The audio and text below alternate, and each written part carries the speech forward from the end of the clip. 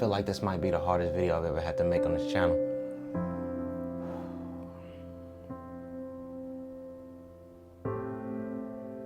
But I feel like I still gotta share it with y'all because like we family, right? Like I feel like y'all have been on this journey with me, so it's only right that I share this with y'all. So, all right. So if y'all look behind me, there's something missing, right? Like CKid, didn't you just have the M1 iMac behind you there? Like it was right here, right? So what happened? Where did it go? Well, let me tell y'all what happened, and let's go ahead and break this down. So welcome back and what up to the newcomers. I'm just messing with y'all in the intro. So yes, I did have the new M1 iMac, but I had to part ways with it. But here's why. So currently I already have an M1 Mac Mini, right? I already got that machine. I've been using it as my daily computer since it came out last year for casual web browsing, video and editing photos, and a bunch of other stuff. So keeping the M1 iMac I felt was really redundant in a sense that it was also kind of wasteful at the same time, because essentially for me, it is literally like the same computer from an internal perspective. Mainly the only difference, if we're being real, is that it's an all-in-one computer with the display and it comes with the keyboard as well as the mouse. But outside of that, performance-wise, it was a very similar experience for me. There are some things that I'm gonna miss about it, so let's go ahead and talk about that. Now, the first thing that was the most exciting thing for me when using the M1 iMac that I have to share with you guys, I gotta be honest, and that is the fingerprint sensor on the keyboard. Listen, this simple but added feature is so clutch to leveling up the experience of using an Apple desktop machine like that. To the haters out there, and I already know what y'all are saying, well, CKid, you Apple sheeping right now. So, and it's a dope feature. And why I gotta be like an Apple sheep or Apple sheeping just because I like a feature on a product that I actually use? Because I'm gonna keep it all the way real here with y'all, man. A lot of y'all favorite tech YouTubers in real life ain't using the products that they claiming they're using on their channels in real life. But, you know, I'm just gonna leave that right there. But we are gonna talk about that in my membership area. I'm building an exclusive only club of just 50 people to start with, literally. We can hang out every single Saturday. This is gonna be an area, guys, where we can connect more one-on-one basis, where you guys can ask me questions about literally anything. There's nothing off the table. And I'm gonna be giving up games. I'm also gonna be giving up stories of just crazy things that I've experienced in this space and a whole lot more, man. Again, I'm only letting 50 people in for now, and everybody will be in the video chat as well. I'm telling you, it's gonna be entertainment. It's gonna be so lit. But anyway, back to what we were talking about. But yeah, guys, the fingerprint sensor on it, man, was a wave. Like, I used it for logging into my machine, locking my machine using the exact same button, logging into websites that I've had an account with. It just made using like that machine just that much more fluid. Now, the next thing that was really dope to use was the display in itself. But CKid, wasn't it just like a normal 4.5K display?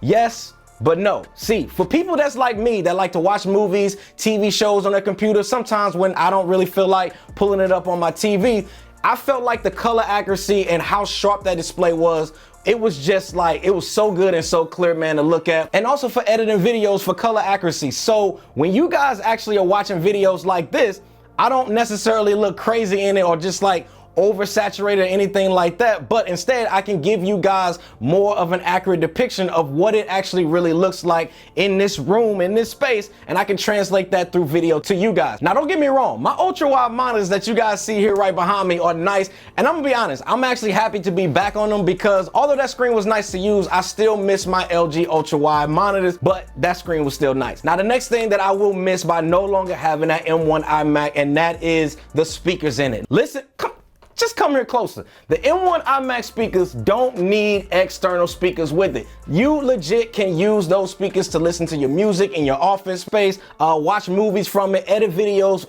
anything that involves audio. You guys are good to go with the built-in speakers on it. And y'all already know, man, I love music and audio because you guys heard the intro in this video, but I'm telling you guys, listen, the speakers in that bad boy was fire. But I miss the more compact look, right? And the feel of the M1 Mac Mini. It's something special. I don't know what it is, but it's something special about this machine that I like. Maybe it's like the fact that I can get something that's just so powerful out of such a small body machine. And I like the feeling of being able to customize my space with my own accessories like my monitors, my keyboard, my mouse, like being able to have a desk space where like the one you guys see here right behind me, like I can have an entire beast of a machine and a computer and you guys can't even see it or hear it in this video. To me, that is so dope. And if you want to hide yours too, I have a mount that I'll link for you guys down in the description section below, and then, you know, you can hide yours too.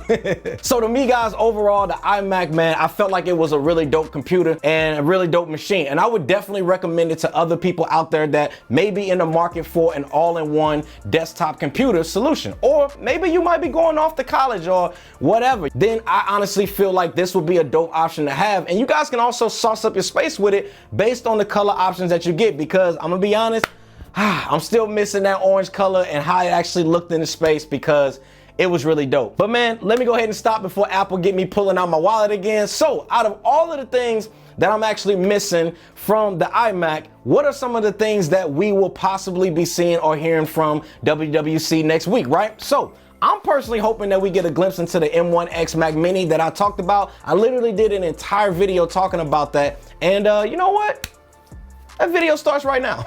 Yo. So if you guys are actually thinking about buying the current M1 Mac Mini that was released towards the end of last year, you might want to actually wait on that, because the news I just got literally gave me goosebumps. Now, I'm so hyped to tell you guys about the details on the new M1X Mac Mini. This thing is going to be an absolute beast. And I also got some render designs to show you guys what it's going to look like. So let's go ahead and break this whole thing down. Man, I'm hyped for this one. Let's go. All right, so let's go ahead and get right into this one, because I got some juicy details for you guys. Now, the first thing I want to show you guys is the look and design of it before we get into all the internals of this thing, pricing and all of that. But before I actually show you all of that, I want you guys to comment down below how many likes is on this video. And I got a little something for you guys towards the end of this video as well, so keep it locked for that. Oh yeah, and go ahead and hit that subscribe button if you want to stay up to date on the Apple tech product news and reviews. That actually rhymes.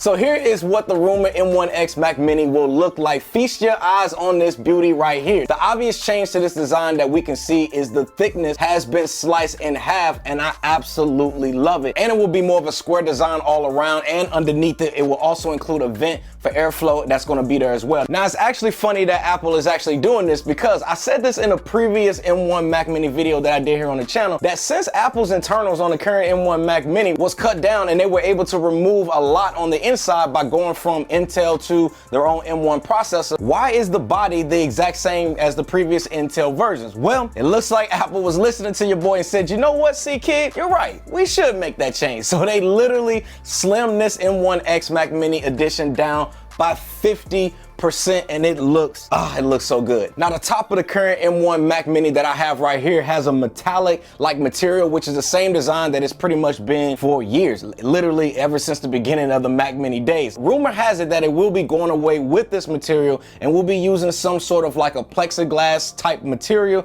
that's going to lay over top of this. So why is this a big deal? Because this is going to allow, guys, for most likely Apple to give us the same color lineup that we saw with the brand new release M1 iMacs that I'd been covering here on the channel, and you already know what color your boy's gonna be going with. You know, I gotta go with the orange. I mean, need I say more? Now, the next thing we gotta talk about is the ports. Come with it, Apple. Now we talking. Now, according to the rumors and all of these great renders, looks like we will be seeing 4 USB-C ports as well as Thunderbolt 3 ports, 2 USB-A ports, and I'm assuming this will be a 10 gigabit Ethernet port right out of the gate, as well as an HDMI port. Another change that we can expect to see is the power port as well as the connector cable is going to be the exact same that we saw on the M1 iMacs that I showed you guys here on the channel, which I gotta say is a whole lot easier to plug in these iMacs, and I'm looking forward to it. And you can also expect the power button to also be the same that we see on the new M1 iMacs as well. Now, what's really dope about all of the changes coming to these ports is that this makes connecting up to more than just 2 monitors possible, having at least probably 3 or 4 monitor setups if you guys want to be able to do that. It will run it smoothly on this tiny but powerful machine. Now, one thing I gotta mention that seems like Apple is just not going to include, and that is bringing back the SD card reader. Now, I would have personally liked this, as I still use SD cards for my videos, but to me, as well as you guys out there, this is not gonna be that big of a deal, because I've pretty much given you guys the blueprint to solve this problem. And if you don't know what I'm talking about, all you guys got to do is head over to the applenest.com and purchase this USB-C hub with hard drive enclosure that is perfectly designed for the M1 Mac Mini. And it is personally what I use and what I've been recommending to you guys over the several videos that I've done, and you guys have thanked me for it. And I mean, I got y'all, and I'll go ahead and include that direct link down for you guys in the description below. So speaking of this tiny but powerful machine, let's talk about the internal layouts and all of that with the M1X Mac Mini and what it will be packing. So rumor has it, are y'all ready for this? Because I don't really think you are. Now, rumor has it that it will be able to configure up to 64 gigabytes of RAM with a 10-core CPU, as well as an option for 16 or 32-core GPU for graphics. I mean, come with it, Apple. Now, this right here, man, definitely is going to be the machine for those heavy video editors, heavy graphic users that really pushes their machine to the limits. But I mean, all of this power packed inside, I can only imagine how smoothly this machine is actually going to run based off of my current experience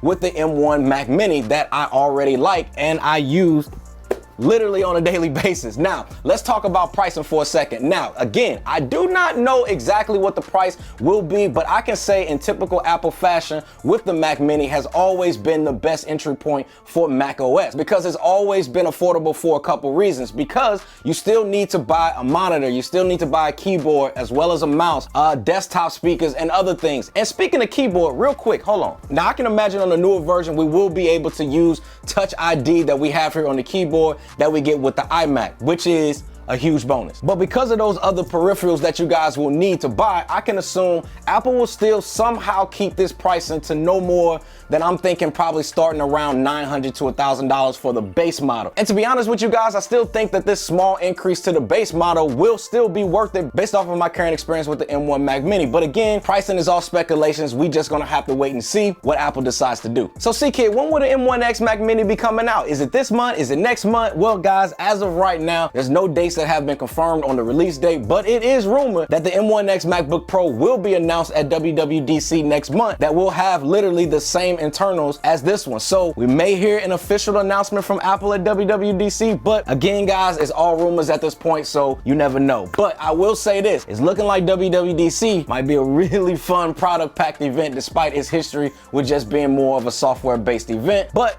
again, you never know. So, well guys, that pretty much wraps up this video. If you guys have any questions about the new M1X Mac Mini, then go ahead and let me know down in the comments section below. And also, don't forget to hit that like button as well as subscribe to the channel if you guys want to stay up to date on any other Apple news, Apple products, any Apple content like that. Thanks again for watching. See y'all in the next one. Squad.